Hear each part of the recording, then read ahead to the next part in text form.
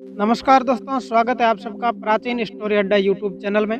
दोस्तों, आपने राजा महाराजाओं की कहानी तो बहुत सुनी होगी, लेकिन आज आपको एक वीरांगनाओं की कहानी लेकर आया हूँ। महारानी लक्ष्मीबाई की कहानी छोटी सी कहानी है, बहुत ही इंटरेस्टिंग कहानी। इस कहानी को आप एंड तक देखिए और चैनल पर नए तो सब्सक्राइब कर लीजिए। दोस्तों, इस कहानी से आपको बहुत कुछ ज्ञान मिलने वाला है। आओ इस कहानी को शुरू करते हैं। कैसे महारानी झांसी का जन्म हुआ था और किसके साथ उसका विवाह हुआ था और कहाँ की रहने वाली थी, कहाँ राज किया, कैसे उसकी मृत्यु हुई, सब सवालों का जवाब इस कहानी के माध्यम से हम जानते हैं। आओ दोस्तों, इस कहानी को शुरू करते हैं। इस कहानी की शुरुआत आज से लगभग 170 साल पहले हुई थी। इतिहास में कई राजा महाराजा हुए जिनके नाम पर महल बने, स्तूप बने और इसी तरह बहुत से राजाओं का नाम इतिहास में अमर है। उनमें से एक झांसी महल जिनका नाम इतिहास में अमर हुआ और उसी के साथ बुंदेलखंड में झांसी के किले ने इतिहास को अमर कर दिया। झांसी के किले जिसमें अपने शौर्य और पराक्रम से दुश्मनों के दांत खट्टे किए और बल्कि शौर्य से उन्हें खदेड़ा भी। आज की कहानी में झांसी के किले के शौर्य को जिसने इतिहास के सुनहरे पन्नों पर अपना नाम अंकित कर दिया है, जिसकी वजह से आज झांसी के शौर्य की गाथा है। उनका नाम महारानी लक्ष्मीबाई है, जिसने अंग्रेजों से लड़ते हुए अपने शौर्य का प्रदर्शन किया। महारानी लक्ष्मीबाई का जन्म 19 नवंबर 1828 को वाराणसी जिले में मराठा ब्राह्मण परिवार में हुआ था। बचपन से ही एक प्रतिभाशाली वीरांगना, जिनके बचपन का नाम मणिकर्णिका था, जिन्हें मन्नू के नाम से भी जाने जाते थे, जिनके पिता का नाम मोरोपंत तांबे और माता का नाम भागीरथी बाई था। उनके शौर्य की गाथाओं चारों दिशाओं में फैली हुई थी। पिता मोरोपंत तांबे बिठूर जिले में पेशवा बाजीराव के कार्यकाल में पद पर थे। पेशवा इन्हें छबीली के नाम से भी जानते थे। इतिहास में महारानी लक्ष्मीबाई का नाम और उनका योगदान अमूल्य और विस्मरणीय है। एक बार झांसी किले के इतिहास में और नज़र दौड़ते हैं इसकी शौर्य के इतिहास की ओर। इस किले के निर्माण कार्य की शुरू सन 1613 बुंदेला राजपूत ने शोरशाह के महाराजा वीर सिंह जी देव बुंदेला ने करवाया। बुंदेला ने अपने पराक्रम का परचम चारों तरफ फैला रखा था। सन 1728 के समय में मोहम्मद खान बंगल ने महाराजा सत्तर साल पर आक्रमण किया। पेशवा बाजीराव ने मुगल सेना को हराने में सहायता की। फलस्वरूप महाराजा सत्तर साल ने झांसी के एक हिस्से को तोहफे में रूप में भेंट कर दिया।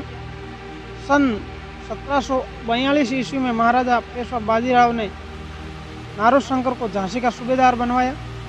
बाद में नारोशंकर ने झांसी का विस्तार किया, जिसे शंकरगढ़ के नाम से जानते हैं।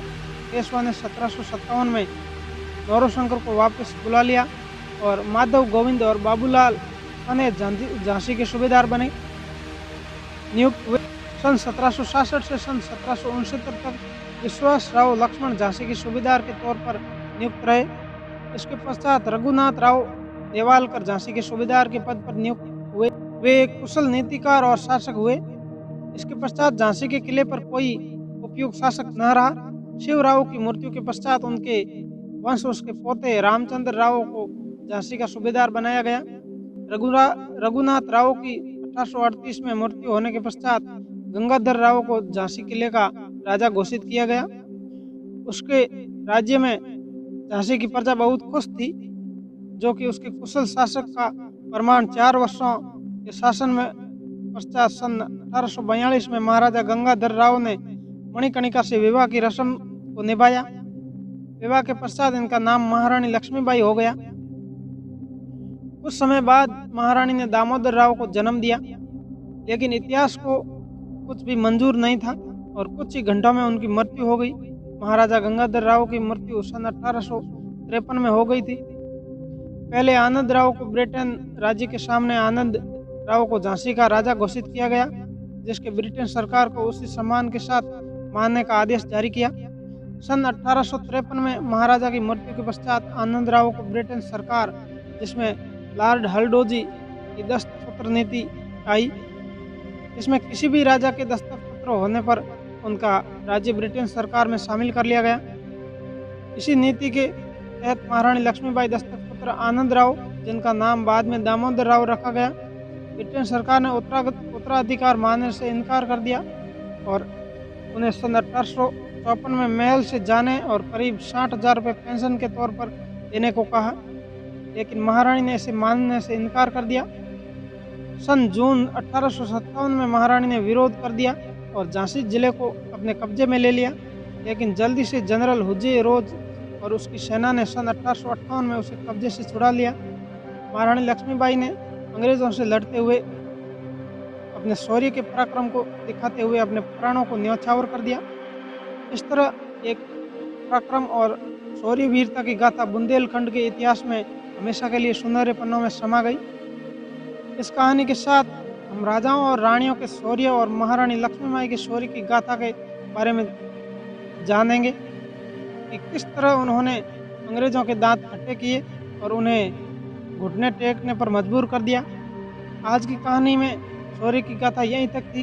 दोस्तों, कमेंट करके ज़रूर बताएं महारानी लक्ष्मीबाई की कैसी लगी आपको कहानी, और कहानी अच्छी लगी तो आप अपने दोस्तों के साथ शेयर भी कीजिए। धन्यवाद। मिलेंगे अगली कहानी।